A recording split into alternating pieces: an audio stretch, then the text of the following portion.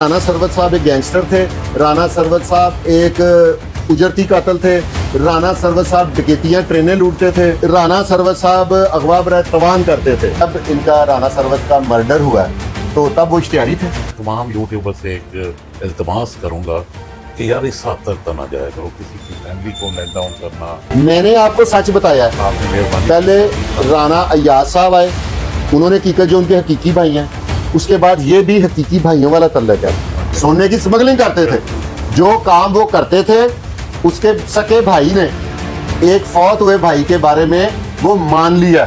आप मरहूम राना सरवत के साथ खड़े हुए हैं और आपने साबित किया है कि दोस्त फौत भी हो जाए तो उसकी इज्जत की खातिर मैदान में निकला जा सकता है। आपने मीडिया पे आके बाआवाज़ बुलंद तस्लीम कर लिया कि राना सरवत के बारे में लगाए गए तमाम इल्जाम झूठे। आप तईद कर रहे हैं इसकी?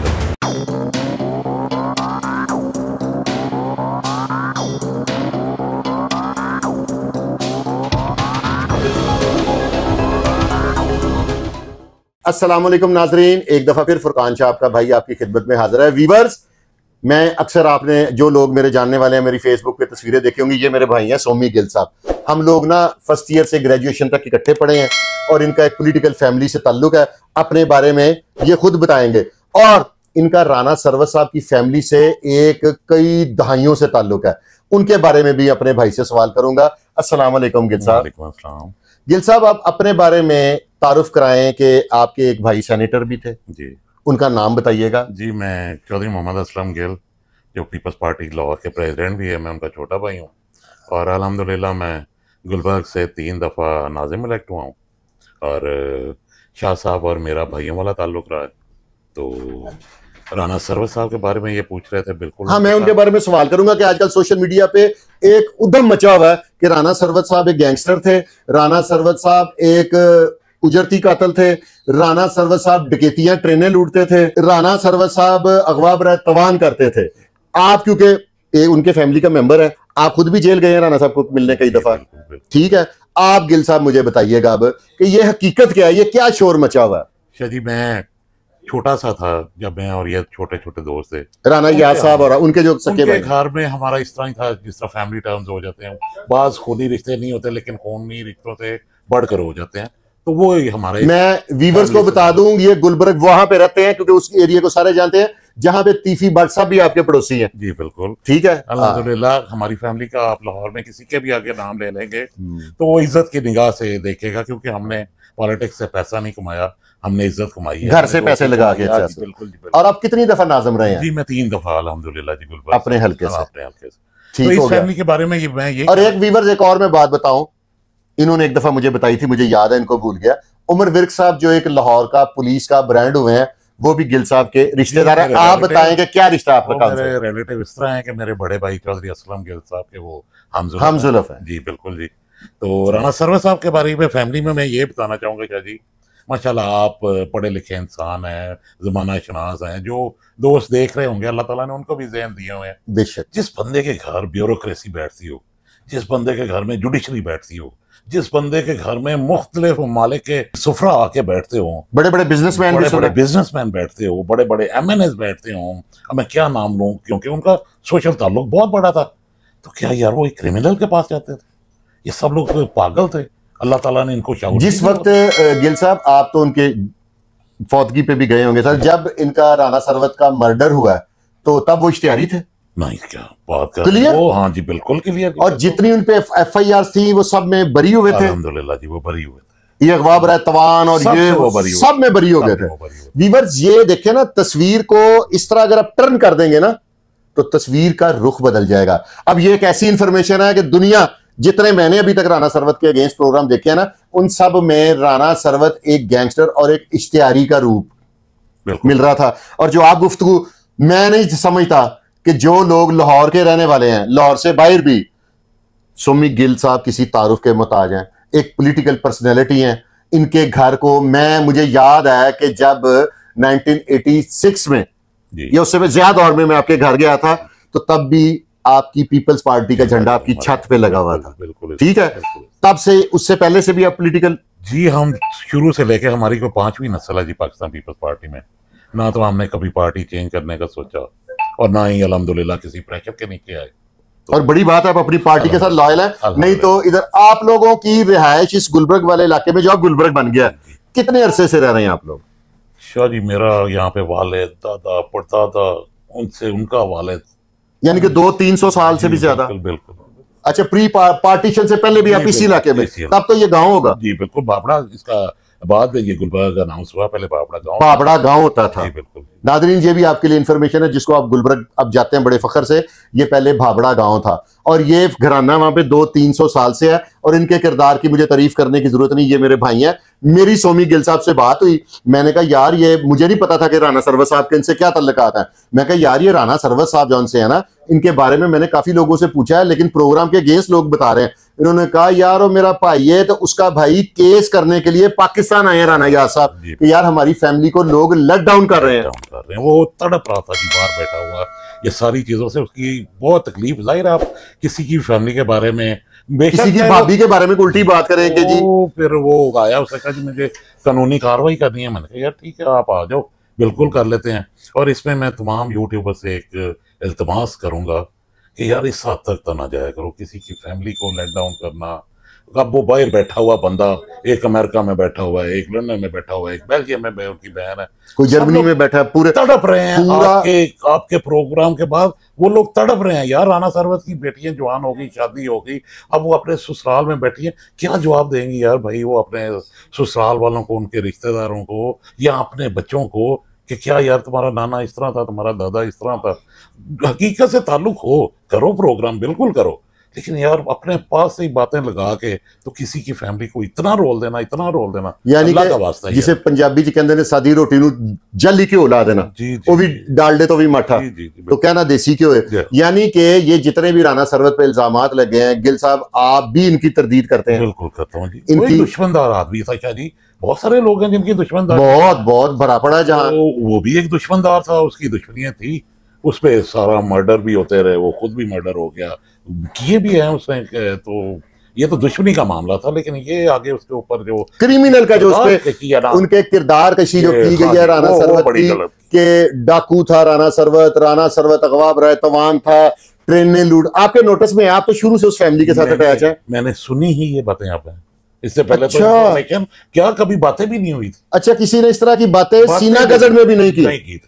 आपका क्या अंदाजा है कि ये बातें क्यों होनी शुरू, क्योंकि दुश्मन जाग गया?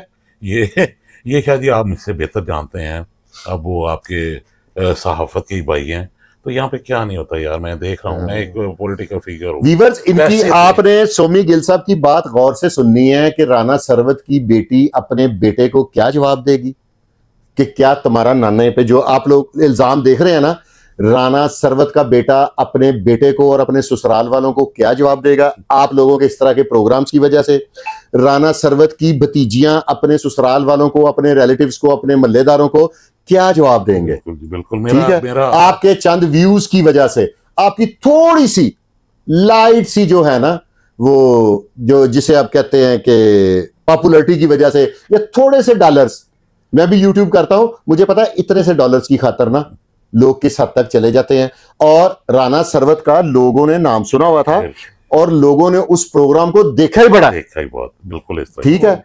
और मैं भी अगर राना सरवत साहब के अगेंस्ट ही ऐसा प्रोग्राम करता, 2-3 जुर्म का मैं इजाफा भी कर सकता था। मुझे दफात बड़ी याद है। ये आपको किसने पूछना जी, आप अकेले प्रोग्राम करने वाले होते हैं। हाँ, जो मर्जी मैं कह देता, लेकिन व्यूअर्स मैंने आपको सच बताया है। आपने मेहरबानी, पहले राना अय्याज साहब आए, उन्होंने की जो उनके हकीकी भाई हैं, उसके बाद ये भी हकीकी भाइयों वाला तल्लक है, और इस शख्स से मेरा सके भाइयों वाला तल्लक है, क्योंकि सोमी गिल हमारे मुल्क का ब्रांड है, हमारे शहर का ब्रांड है, और इस घराने की इज्जत मैं इस वजह से करता हूं कि 35-36 साल से हम दोस्त हैं। 35-36 साल से तकरीबन लाहौर में कम ही घराने हैं जो एक ही पार्टी के साथ अटैच हैं। आप लोगों ने किले भी देखे हैं जी, बिल्कुल जी, नाखून में निकलवाए हैं, कोड़े भी खाए हैं, ला तादाद जेलें देखी हैं जी। हाँ, और अक्सर जब पुलिस का दिल करता था, जब जवाल होता था, तो आप लोगों के गेट भी टूटे हैं, बिल्कुल, घर के फर्नीचर भी तोड़वाए हैं, हर चीज। किले में रह के भी आपके ने या आपके भाई ने पार्टी बदलने का कोई ऐसा प्लान नहीं किया? बिल्कुल नहीं, बिल्कुल। नादरीन, ये वो लोग हैं, और आपका राना सरवत की फैमिली से, आप एक पॉलिटिकल फैमिली से हैं, और आप राना मरहूम, अल्लाह ताला उन्हें जन्नतुल फिरदौस में जगह अता फरमाए, आप राना सरवत के किरदार की क्लैरिफिकेशन के लिए दोस्ती की वजह से बिल्कुल आज भी स्टैंड बाई हैं। बिल्कुल स्टैंड बाई हूं, स्टैंड करता हूं जी, बिल्कुल। हाँ। और अपने वीवर्स, बयानात पे सोमी गिल किसी तारुफ के मुताज नहीं है। आप लोग ये गुलबर्ग 3 में रहते हैं और हर तीसरा बंदा कमेंट करेगा कि हम सोमी गिल को जानते हैं। ठीक है, तो आप इनसे तस्दीक कर लें, ऑन कैमरा चलें। हो सकता है कि इन्होंने कोई बात छुपाई हो। देखे ना, उनके भाई ने कितनी बड़ी बात की कि वो सोने का स्मगलिंग, मैंने कहा सोने के बिजनेस से टाई थे, उन्होंने कहा नो, सोने की स्मगलिंग करते थे। जो काम वो करते थे, उसके सके भाई ने एक फौत हुए भाई के बारे में वो मान लिया। बिल्कुल, ये भी उनके भाई हैं, ये भी मान रहे हैं। तो सोमी गिल साहब, जट्टा दे घर ने ना मजा दे देता है। आप लोग एक ही पार्टी से मुसलसल अटैच हैं, उस पार्टी के साथ वफादार हैं। आप हमारे दोस्त हैं, मेरे दुख सुख में आप मेरे साथ हमेशा खड़े हुए हैं और दोस्तों के साथ खड़े होते हैं। आज आपने राना सरवत साहब के साथ खड़े होके, आप इस वक्त राना अय्याज के साथ नहीं खड़े हुए, आप मरहूम राना सरवत के साथ खड़े हुए हैं और आपने साबित किया है कि दोस्त फौत भी हो जाए तो उसकी इज्जत की खातिर मैदान में निकला जा सकता है और निकलना चाहिए। ये जो सोमी गिल का किरदार है ना मेरे भाई का, आज राना सरवत के हक में जब ये बोलने के मेरे पास तशरीफ लाए हैं ना, इनका कद मेरी नजर में और 3 गुना बड़ा हो गया। उसकी वजह मैं बताऊं क्या है कि लोग, सियासी लोग खास तौर पे इस तरह की कंट्रोवर्सी में आने से अवॉइड करते हैं। वो कहते हैं यार रहने दो, बोलता पे तो घर नहीं बोल रहे हैं ना, आपके बारे में तो कोई नहीं बोल रहा था। लोगों को तो आज पता चलेगा कि सोमी गिल और राना सरवत का एक क्या ताल्लुक था। तो राना सरवत साहब आपके इधर गुलबर्ग में रहते थे? वो मॉडल टाउन में रहते थे। मॉडल या नजदीक आमने सामने हो गया? बिल्कुल, जहाँ पे मियां नवाज शरीफ का घर है उसकी बैक पे। अच्छा, यानी कि वो तो बड़ी महंगी जगह है। महंगी जगह, बिल्कुल। माशाल्लाह छेकनाल का घर था जी उनका मॉडल। अच्छा, माशाल्लाह। जिसके व्यूअर्स, आप ये देख लें कि छेकनाल के घर में रहने वाला ट्रेनें लूट के, मैंने आज तक किसी डाकू का दिया जलता नहीं देखा। मैं आपको अपनी बात बताता हूं, मेरी जिंदगी गुजर गई है, मेरी अभी तक ख्वाहिश रही है कि मैं किसी डाकू के प्लाजे देखूं। मैं जब भी देखता हूं डाकू पुलिस मुकाबले ची मारता है। ठीक है, किसी मनशियात फरोश की जिंदगी में सुकून देखूं, मैंने नहीं देखा। अल्लाह का कानून है, बकरी 2-3 बच्चे देती है तो उसका रेवड़ नजर आता है, और बिच 2 माह बाद देती है, 12 बच्चे भी देती है, वो टावा टावा ही नजर आता है। व्यूअर्स, ये हलाल और हराम का फर्क है। बिल्कुल सही फरमा रहे हैं आप। जिस बंदे की माल्टाउन में 6 कनाल की कोठी थी, जिस बंदे का बिफोर 70-80s चूना मंडी में मार्केट ही 60-70 हजार उसको किराया आता था, आज भी है क्या जी? आज भी है। और उस बंदे को ट्रेन में से कितने के पैसे लूट सकते हैं आप? व्यूअर्स, आपने फैसला करना है, माइंड ना कीजिएगा, मेरी अपनी हंसी निकल गई है इस तरह के इल्जाम लगाने से। और मुझे पता है कि मैं अगर राना सरवत के अगेंस्ट प्रोग्राम करता ना मसाला लगा के, तो आप लोगों ने ज्यादा तालियां बजानी थी। अब आप भी कंट्रोवर्सी का शिकार हो गया कि अब आप मुझे गलत कहेंगे, सोमी गिल को गलत कहेंगे, उनके हकीकी भाई राना अय्याज को गलत कहेंगे, ये तो आप पे डिपेंड करता है ना। तो लेकिन ये हकीकत है, राना अय्याज साहब ने केस दायर करके जिन लोगों ने उनके अगेंस्ट प्रोग्राम किया, उनके को हर्ट किया, उनका दिल दुखाया, उनके पूरे खानदान का दिल दुखाया, उनकी खातिर वो पाकिस्तान में आए हैं। किसी ने मजीद भी वेरिफिकेशन करनी हो ना, तो ये शख्सियत तो पॉलिटिकल है, और अल्लाह की मर्जी हुई तो मैं आने वाले वक्त में अपने भाई का दुआगो भी हूं और देख भी रहा हूं एक बड़े ओहदे पे। तो इंशाल्लाह ताला ये मैं समझता हूं कि अब आप लोगों पे मैं फैसला छोड़ता हूं, मैं अपना कमेंट ही कोई नहीं करता। ठीक है ना, हमें व्यूअर्स को पता करना चाहिए ना कि चलो मेरे जैसे बंदे पे तो कोई इल्जाम लगा सकता है कि जिन्हें पैसे लेके कहता है। सोमी गिल का तो बाप दादा 200 साल से यहाँ पे जगीरदार लोग हैं, इनके ऊपर भी इल्जाम, ये भी पैसे दे के आए हैं, ये अब आपने फैसला करना है। तो व्यूअर्स, इसके साथ ही हमें इजाजत दें, और आपने भी दुआ करनी है कि अल्लाह मेरे इस भाई को बड़ा मकाम दे। दोस्त फखर होते हैं, जो दोस्त एक मरे हुए दोस्त की खातर उसकी मैदान में आप वैसे 2000 लोगों को बताते ना, तो इतने लोगों को नहीं पता चलना था। आपने मीडिया पे आके बाआवाज़े बुलंद तस्लीम कर लिया कि राना सरवत के बारे में लगाए गए तमाम इल्जाम झूठे। आप तईद कर रहे हैं इसकी? तो व्यूअर्स, अब आप फैसला कर लें। सोमी गिल के खानदान का बैकग्राउंड मेरे से ज्यादा लोग बेहतर जानते हैं।